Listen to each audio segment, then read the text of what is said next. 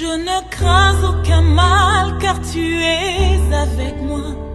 Je ne crains aucun mal tant que je respire. Car pour tous ceux qui vivent, il y a de l'espérance. Vaut mieux un chat vivant qu'un lion mort.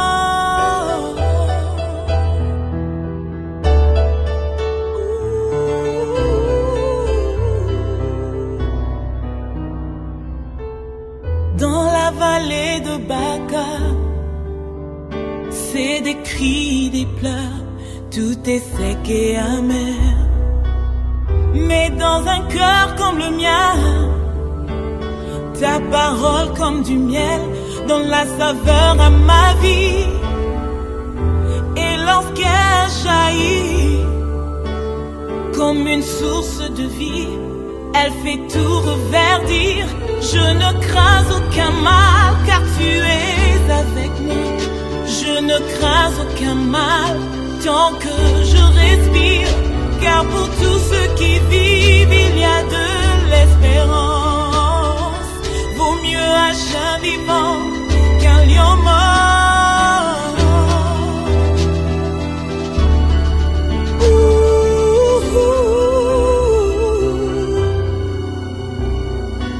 Je sais que ça a l'air difficile, la grandeur de tes défis, le poids de ta douleur. Mais un trésor est en toi, c'est le plus précieux de tous, c'est la parole de Dieu. Crois-le de tout ton cœur, elle te fera reverdir. Car voici ce qu'elle te dit: oh, ne crains aucun mal, car je suis avec toi. Non, ne crains aucun mal, tant que tu respires. Car pour tous ceux qui vivent, il y a de l'espérance. Vaut mieux un chat vivant qu'un lion mort. Non, ne crains aucun mal, car je suis avec toi. Non, ne crains aucun mal, tant que tu respires. Car pour tous ceux qui vivent, il y a de l'espérance. Vaut mieux un chat vivant qu'un lion mort.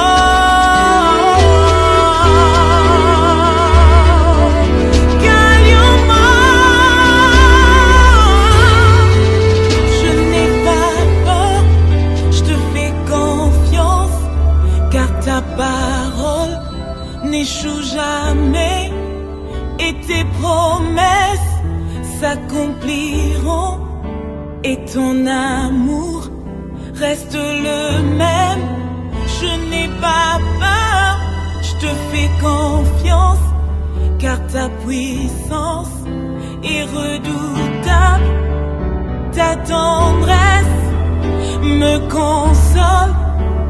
Ton amour me rassure. Je ne crains aucun mal car je suis ton enfant. Tu ne m'abandonneras pas, tu ne me délaisseras pas. Tu seras toujours là, plus près de moi. Alléluia, Alléluia, Alléluia, Alléluia, Alléluia, Alléluia, Alléluia, Alléluia. Je ne crains aucun mal car tu es avec moi. Je ne crains aucun mal tant que je respire. Car pour tous ceux qui vivent, il y a de l'espérance. Vaut mieux un chat vivant qu'un lion mort.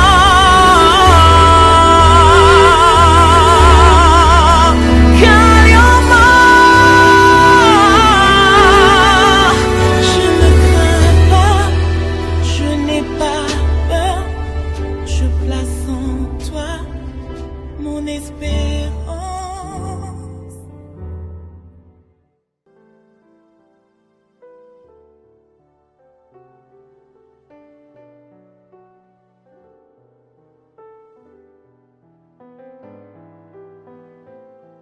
Ne crains rien, car je suis avec toi. Ne sois pas inquiet, car moi, je suis ton Dieu. Je te fortifierai. Oui, je t'aiderai. Oui, je te soutiendrai par la droite de ma justice. C'est ce que nous dit Ésaïe 41, 10. Aujourd'hui, je viens te dire, ne crains aucun mal, car Dieu est avec toi. Tu me diras peut-être que je ne sais pas ce que tu traverses ou que c'est facile à dire parce que je ne suis pas à ta place maintenant. Mais j'aimerais que tu saches que Dieu est là, même dans cette situation que tu vis. Bien-aimés, nous avons souvent tendance à accepter le Dieu qui nous élève sur le sommet des montagnes, mais nous doutons que c'est lui, des fois, qui nous fait traverser les vallées. Pourquoi ? Parce que nous pensons parfois que la présence de Dieu est égale à l'absence totale de l'adversité, de l'épreuve, de l'inconnu ou même de l'inconfort. Mais lorsque nous lisons les histoires de Dieu avec ses serviteurs dans la Bible, nous voyons clairement comment Dieu a marché et soutenu son peuple dans les moments difficiles. Que dire de Moïse, qui a expérimenté la présence et le soutien incontesté de Dieu, quand bien même Pharaon augmentait les souffrances du peuple d'Israël. Que dire de Daniel et de ses compagnons de la fournaise ardente? Il n'était pas seul, le 4e homme était là. Que dire de Joseph? Joseph qui avait été faussement accusé, mais qui n'a pas cessé d'expérimenter l'opération de ses dons. Les dons que Dieu avait déposés dans sa vie continuaient à être opérationnels. Et c'était une preuve incontestée de la présence de Dieu alors que lui, il était en prison. Et moi, aujourd'hui, je t'apporte aussi mon histoire, mon expérience personnelle. Il m'est arrivé, bien aimé, dans ma vie, à un moment donné, j'ai vécu quelque chose de très délicat, de très difficile. Et c'était une situation très critique, c'était une situation difficile. Il m'est arrivé d'expérimenter la présence de Dieu. Et c'est ce qui m'a poussé à écrire cette chanson qui s'intitule « Je ne crains aucun mal ». Pour la petite histoire, en 2017, mon mari était très malade. Son état ne faisait que s'empirer. C'était un problème avec sa colonne vertébrale et ça nécessitait une intervention chirurgicale urgente. Nous étions devant un grand défi parce que cette opération avait 2 gros risques, soit la perte de l'usage de ses jambes, soit même la mort. Et aussi parce qu'il nous fallait réunir beaucoup d'argent pour arriver à l'évacuer du pays pour suivre des soins à l'étranger. Et nous n'avions pas cet argent. Nous avions prié ardemment, espérant que Dieu pouvait le guérir miraculeusement et qu'il n'aurait pas besoin qu'il passe par une opération. Au bout d'une année, la situation était devenue critique. Mais Dieu nous avait fait quand même grâce. Nous avions eu la possibilité de voyager vers l'étranger pour qu'il se fasse soigner. Mais nous étions convaincus à notre arrivée en Inde que nous aurions un autre diagnostic et que Dieu l'aurait certainement miraculeusement déjà guéri. Mais ce n'était pas le cas. Nous avions reçu le même diagnostic et la même proposition de solution qui était l'opération. Alors notre peur avait refait surface. On se disait peut-être que Dieu n'était pas d'accord avec nous. Peut-être que ça ne marcherait pas. Les doutes, les questionnements commençaient à monter dans nos cœurs. Mais après quelques jours de prière, on s'est décidé de rassembler tout notre courage et d'aller se présenter pour l'opération. Et le jour de l'opération, mon mari était dans la salle d'opération et j'étais dans la salle d'attente. Et je m'étais retrouvée toute seule dans cette salle d'attente, entourée des étrangers. Mon frère qui devait me rejoindre à l'heure de l'opération ne pouvait pas arriver parce qu'on avait avancé l'heure de l'opération et lui ne savait pas. J'ai essayé de contacter mon pasteur pour demander un soutien dans la prière, mais je ne pouvais pas parce que j'avais un problème de connexion d'Internet. Bref, je m'étais retrouvée toute seule dans cette salle en train de regarder l'écran qui nous renseignait sur l'évolution de l'opération.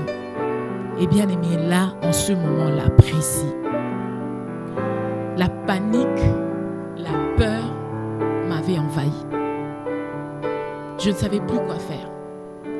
Et en même temps, dans mon cœur, je pouvais sentir une voix douce me rassurer et me fortifier. Alors je dis à Dieu, Seigneur, là, il n'y a que toi et moi. J'ai pas mon frère, j'ai pas mon pasteur pour me soutenir dans la prière. J'ai personne, je n'ai que toi.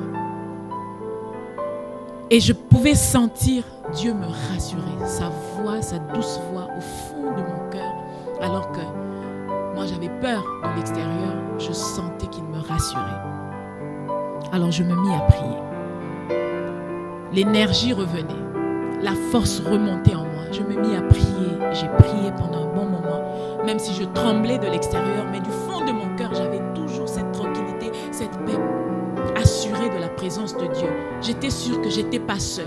J'étais seule par rapport aux membres de ma famille, j'étais seule par rapport aux membres de mon église, j'étais seule par rapport à mes amis, mais Dieu était présent dans ces moments-là. Alors j'ai prié, j'ai prié, j'ai prié jusqu'à la fin de l'opération. Et Dieu a fait grâce, l'opération s'était bien passée, mon mari est en pleine forme, il est vivant. Dieu nous avait donné cette victoire. Bien-aimés, si Dieu était avec nous dans ces moments-là, il le sera aussi avec toi, qui vit une situation peut-être plus difficile que celle que j'ai vécue. Alors ne crains aucun mal. Il n'est pas loin. Il est juste là avec toi. Il te suffit juste de lui faire confiance. J'aimerais que tu regardes à ta situation et oublie la... Je voudrais que tu puisses minimiser, si je peux me permettre le terme, diminuer la grandeur de cette situation, de cette difficulté, mais augmenter ta perception de la grandeur, de la toute-puissance de Dieu dans les moments difficiles. J'aimerais te rappeler l'histoire de David et de Goliath.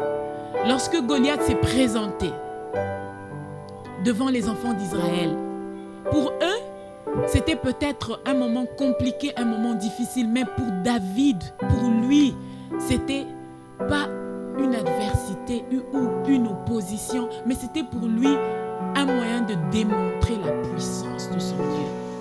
Et j'aimerais que ce soit le cas pour toi. Fais confiance au Seigneur et certainement, il va se manifester parce qu'il est là, il est au contrôle de la situation. Je te bénis et je crois du fond de mon cœur que le Seigneur te rassure, te fortifie et t'encourage dans ces moments. Soyez bénis.